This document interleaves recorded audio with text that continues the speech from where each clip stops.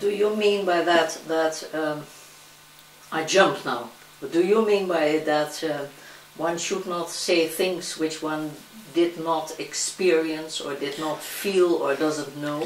Well, perhaps one of the, I would say, authenticities which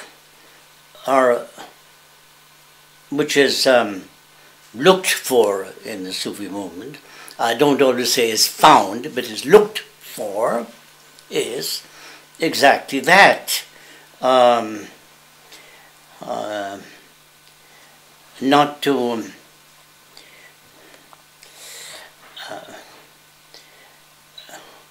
not to ever say anything that wasn't done, that one doesn't believe in, or that one has not experienced oneself. Now, because as soon as you say something that you have not experienced, or that you do not believe in, or that somebody else has imposed upon you to believe, that is where you give birth to what is called preconceived ideas or dogmas. and actually it's parrot speech. Is what?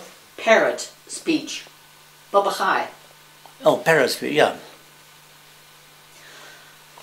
How do you know the difference between people who really have experienced things and who are not fantasizing, and people who just make up things? Look, it's very simple. If in the internet they offer you something for free, Yeah. you know it's a bluff. And if they offer you for money, you know it's a bluff anyway. Because that money will just be a down payment, there will be more bills coming up afterwards. There is an organization, I don't know what it's called, which sometimes gives a message through on the internet saying, for God's sake, stop all this research on the internet. It's all bluffers and gangsters and even dangerous experiments.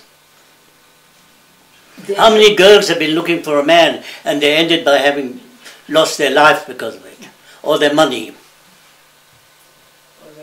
It's really criminal. What goes on in the internet is criminal.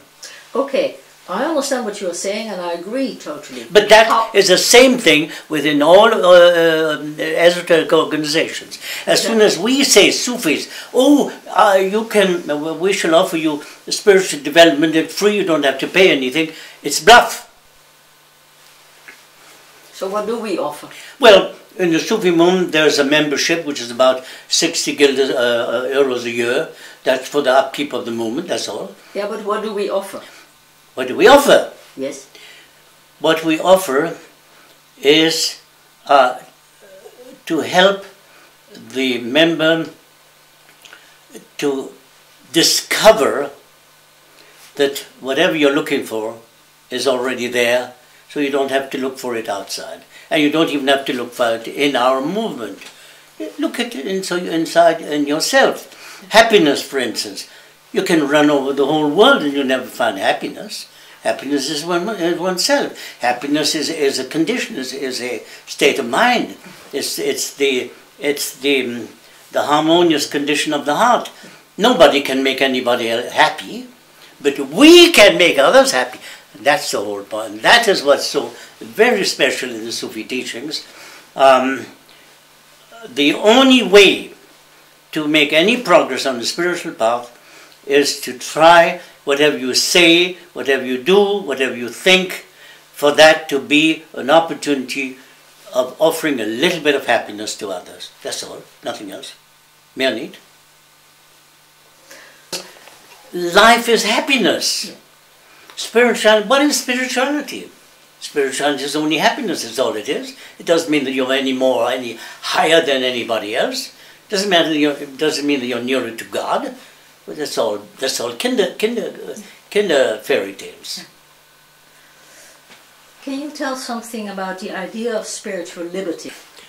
What Hidayat Inayat-Khan meant by spiritual liberty was that anything that is really true should never be imposed upon anyone. Spiritual liberty doesn't mean that one is just free to do anything one wants. Spiritual means not to accept to be imposed by anyone to believe what they force you to believe. That's all it means. You believe what your heart is ready to accept. But on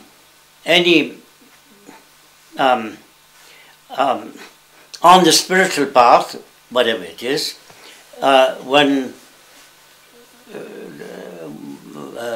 spiritual liberty means that the teacher should not impose anything on the pupil. And the pupil should not either expect or tempt the teacher to impose something on the path. I understand. But spiritual liberty means also, par contre, to become more conscious of one's responsibilities.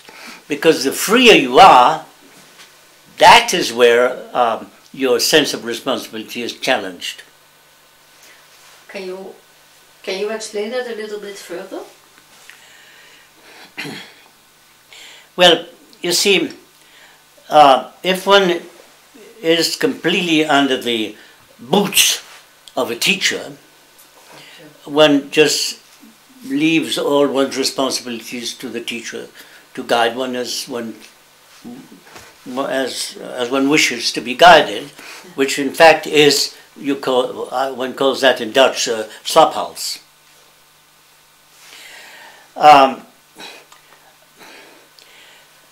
Spiritual, the freer one is, as far as not accepting to be imposed any dogmas or any illogical theories, the more one is conscious of one's responsibilities. First of all, as far as one's connection is with others, and as far as what one has to offer to others, which is a great responsibility.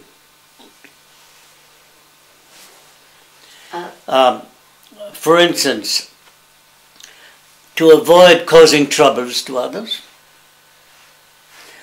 and to avoid getting in trouble oneself, uselessly. Because if one allows oneself to get in troubles, one is thereby helping the other to develop that into an ego trip on their side. Don't know if you understand what I'm saying.